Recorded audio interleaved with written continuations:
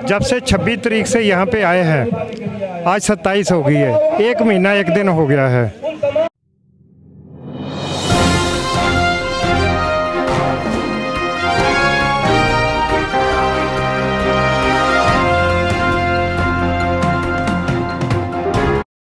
हमारे साथ बाजपुर से किसान भाई आए हुए हैं।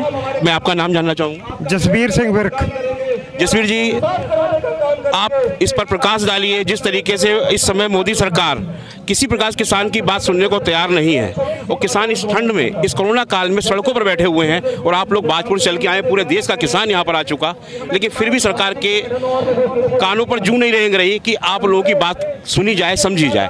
आप इस पर क्या कहना चाहेंगे? देखिए, आज मीडिया जब से 26 तारीख से यहाँ पे आए हैं, आज 27 हो गई है, 1 महीना 1 दिन हो गया है। अब लोगों के मनों में ये है, आम जनता के मन में है कि ये किसान बेचारे ठंडी सड़क पे खुली छत के नीचे इतने दिनों से पड़े हुए हैं, इनकी बात सुननी चाहिए। किसान भी यही बात कह रहा है, भी हमारी बात सुनी जानी चाहिए। लेकिन मोदी जी ये प्रूफ करने पे लगे हैं भी ये किसान है ही नहीं। नकली किसानों को अपने विधायकों के थ्रू, अपने जितने नीचे इनके अधिकारी हैं उनके थ्रू इकट्ठे कर करके ला रहे हैं। और ये 50 आदमी 20 आदमी से ज़्यादा इकट्ठा नहीं कर पाए। यहाँ कोई इकट्ठा करके नहीं लाया है, यहाँ सब किसान अपने आप आए हैं, उनको इनको इकट्ठा करना पड़ता है, तब भी ये 20-50 आदमी से ज़्यादा इकट्ठा नहीं कर पाते। तो उनको किसान बताते हैं, हम लोगों को कहते हैं ये तो दंगा प्रस्त हैं, ये अलगाववादी हैं, ये फलानेवादी हैं। अब आपने इतने दिनों से देखा होगा कि यहाँ वाकई किसान है या नहीं। हम तो ये चाहेंगे भी आगे से जब भी आना किसी को अपनी खतौनी साथ लेके आए, अपनी आईडी साथ लाए और खतौनी के साथ आईडी दिखाते, देखिए साहब हमारी इतनी ज़मीन है, आप इसको प्रूफ ले लीजिए। अब मोदी साहब का पता नहीं क्या कारण है, किस लिए उनकी समझ में नहीं आता है। उनके अब तो पार्टी के अंदर के आदमी भी ये कहना शुरू कर दिया है कि ये किसान है तो किसानों की बात सुनी जानी चाहिए, नहीं तो बहुत नेगेटिव रिजल्ट इसका आएगा। और ये हम भी कहते हैं। और उनके मन में एक है, शायद ये अक जाएंगे या थक जाएंगे, ये चले जाएंगे। शुरू से कह रहे हैं हम लोग कि हमारे पास 6 महीने का राशन है, हमारी ट्रालियाँ देख लीजिए।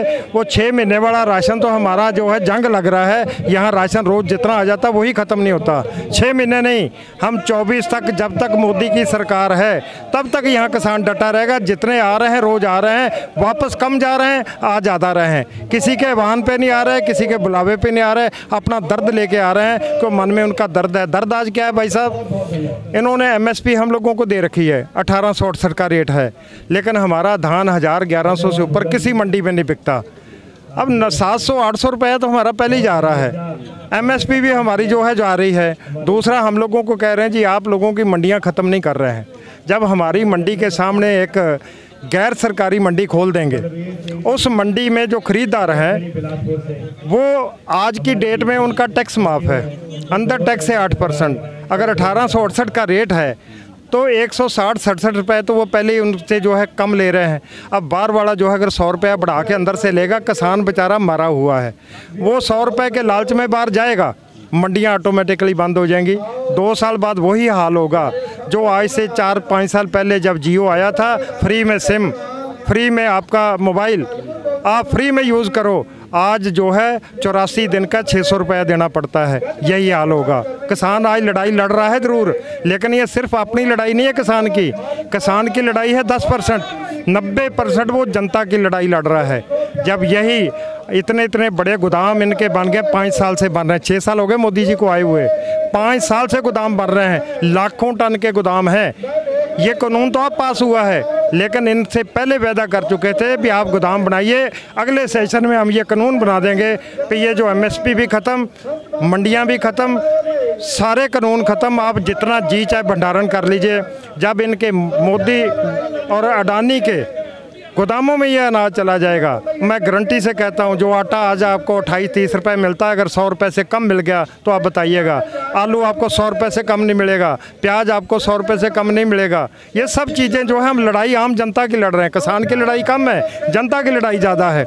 हम ये चाहते हैं आम जनता को कि ये हमारा साथ दे, और मोदी जी को जो है अब हम लोगों का साथ देने के लिए जितने आपके हाई कोर्ट और जितने सुप्रीम कोर्ट के वकील हैं, उन सबका समर्थन हमारे साथ है। रोडवेज जितनी है आपकी प्राइवेट, चाहे वो ट्रक यूनियन है, टेम्पो यूनियन है, कार यूनियन है, सबका हमारे साथ है समर्थन। कोई ऐसा आदमी नहीं बचा है जो समर्थन किसानों को नहीं दे रहा है। ये किसान का दर्द समझते हैं। पता नहीं मोदी जी को इस बात से क्या दर्द है, एक वही हमारा दर्द नहीं समझ रहे जिनकी दवा हमारी उनके पास है, बाकी सब समझते हैं। हमें उम्मीद है कि 26 जनवरी से पहले अगर मोदी जी इसको नहीं समझते हैं तो अब के जो है परेड मैदान में सिर्फ किसान ही किसान होगा अपने ट्रैक्टरों के साथ। हम भी उसमें शिरकत करेंगे ज़रूर। तो 26 तारीख को सारा निस्तारण होगा। उससे पहले अगर मोदी जी हमारी आवाज़ सुनते हैं तो ठीक है, नहीं तो 24 तक हम भी यहीं हैं, मोदी जी भी यहीं हैं। इसका जवाब हम 24 वाले इलेक्शन में देंगे। गणतंत्र दिवस पर किसान भाइयों ने बिल्कुल अपना तैयारी कर ली है। अगर मोदी जी नहीं मानते हैं, मोदी सरकार नहीं मानती है, तो गणतंत्र दिवस की परेड इस बार किसान भाई कर रहे होंगे, ना कि कोई सरकारी अमला या तमला दिखाई दे रहा होगा। बिल्कुल सच कहा कि किसान भाई अपनी लड़ाई नहीं लड़ रहा है, पूरे देश की लड़ाई लड़ रहा है, हर जनता की लड़ाई लड़ रहे हैं। उस महंगाई को भी भांप चुके हैं किसान, जो जनता पे भार पड़ने वाला है।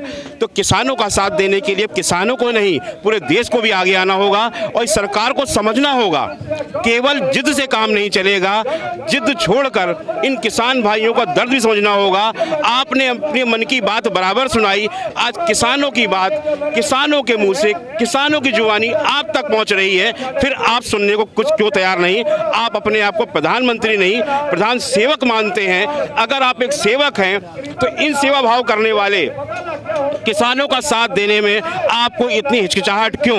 ऐसा क्या सौदा आपने उन उद्योगपतियों से कर लिया जो किसानों के सामने आपको झुकने में शर्म आ रही है? किसानों की सच्चाई की लड़ाई से आप रूबरू होने की बजाय उन लोगों का साथ देने को बैठे हैं जो मात्र दो झूठे वादों पे आपको चलाना काम करते हैं। इन किसान भाइयों की मांग, इनकी सोच, इनके विचार पूरे राष्ट्र के लिए हैं, पूरे देश के लिए हैं। ये वो सिख समाज है जिसने हमेशा देश के लिए, राष्ट्र के लिए अपने खूनों का बलिदान दिया है। ये वो किसान भाई है जिसका बेटा पुलिस में होता है। ये वो किसान भाई है जिसका बेटा सेना में होता है। अगर ये किसान ना हो, किस शहरवासी का, किस अधिकारी का बेटा सेना में बैठा है, किस अधिकारी का बेटा पुलिस में बैठा है, हमारी सेवा भी कर रहे हैं, हमें सुरक्षा भी दे रहे हैं। ये सारे किसान भाई हर जगह से चल के आ रहे हैं और सच कहा, इन्हें कोई इनवाइट नहीं कर रहा। हर किसान अपने आप उठ रहा है, आंदोलन में पहुंच रहा है। हमारे साथ और भी साथी हैं, आपसे हम जानना चाहेंगे।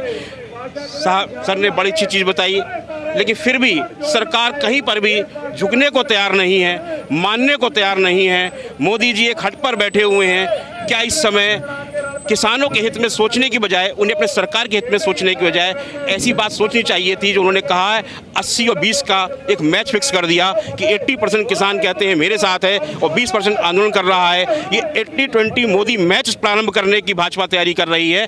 भारतीय जनता पार्टी ने हमेशा विपक्ष में रहकर जब भी कोई कांग्रेस बिल लाती थी या कुछ ही महंगाई बढ़ती थी तो उनका ये काम आंदोलन करना, जो लोग आंदोलन करते उनका सहयोग करते थे।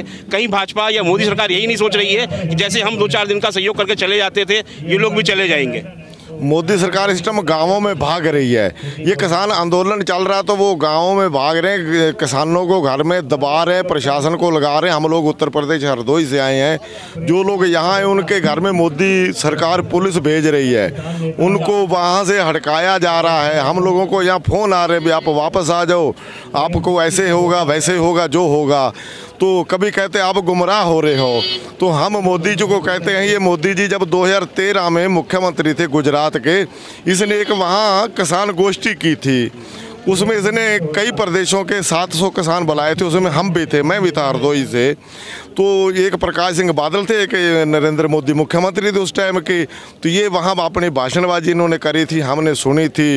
ये कह रहे थे ये कांग्रेस की सरकार है, ये किसानों की सुन नहीं रही है, इन्होंने अभी तक किसान आयोग नहीं बनाया है।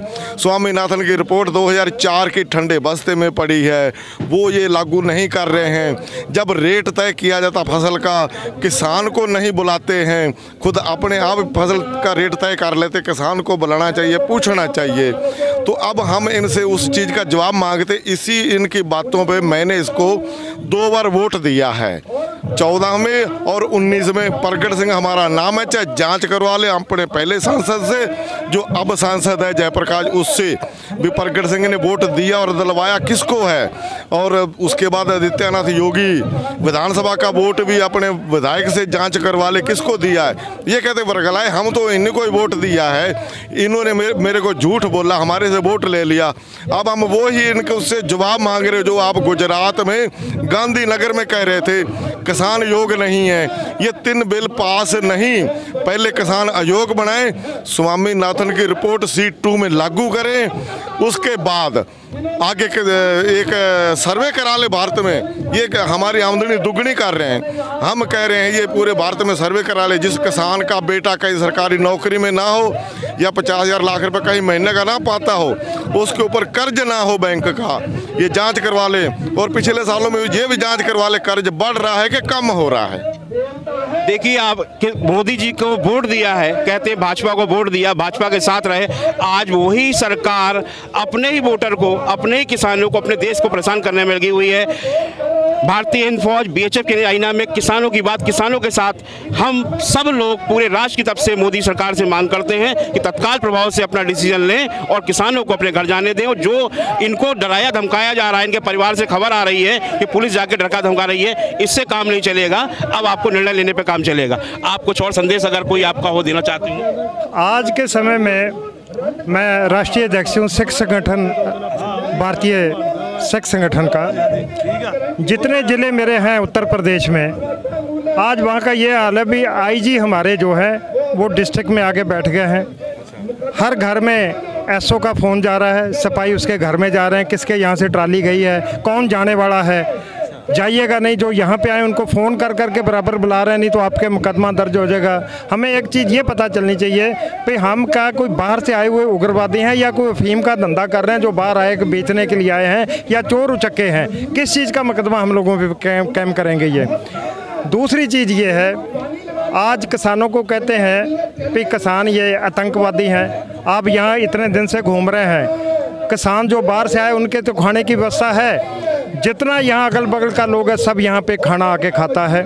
आज एक चीज़ किसानों ने और बहुत बढ़िया शुरू की है, लोगों को एक यूनिट ब्लड के लिए 1000 रुपया देना पड़ता है। यहाँ अभी तक शायद 80 यूनिट ब्लड जो है इन किसानों ने, देश में अन्न भी पैदा करते हैं, आज सड़क में भी सो रहे हैं, ठंड में सो रहे हैं, तब भी खून दान कर रहे हैं। तो इससे ज़्यादा ये किसानों से और क्या चाहते हैं। अगर अब भी इनको इन पे रहम नहीं आता है तो फिर ये जनता जाने और मोदी जी जाने, हम तो 24 तक फिर यहीं डटे हुए हैं। किसान कहीं जाने वाले नहीं, 24 तक यहाँ डटे हैं। 26 जनवरी की परेड मोदी जी चाहें तो सब कुछ ठीक ठाक हो सकता है। इसी के साथ मैं BHF एक नया आईना में किसानों की बात, किसानों के साथ में बराबर आपके बीच में आता रहूंगा और किसानों की आवाज़ हर हालत में सरकार तक पहुंचाने का हम सब लोग कार्य करते रहेंगे। जय हिंद, जय भारत।